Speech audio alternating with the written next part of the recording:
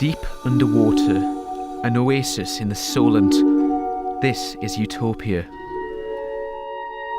It was named so because it partly makes up a pupping ground for the taupe shark.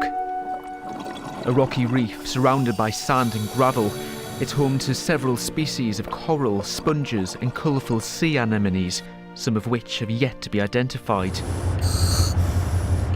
That's what this team of marine divers is aiming to do. Armed with writing slates and specialist cameras, they're collecting evidence of what lives on the seabed. It's being done in the hope that the secrets which lie off our coast will be protected as a marine conservation zone. Well, the team of 11 divers is currently about 80 metres below the surface. We're in the east of the Solent in Bracklesham Bay. The results they find will go towards vital evidence in helping to protect the area. After about 45 minutes, the divers return.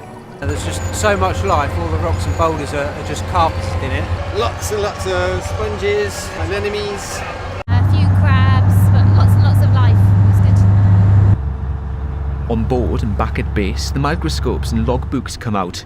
Everything that's found is recorded and compiled into detailed reports, which will be passed on to the authorities. We think there's probably more species of sponges and corals and those kinds of creatures in Utopia than there is perhaps in many other areas, certainly within southeast England. While only accessible to a small few, that's the whole point. Areas like Utopia need to remain undisturbed if they are to thrive and survive.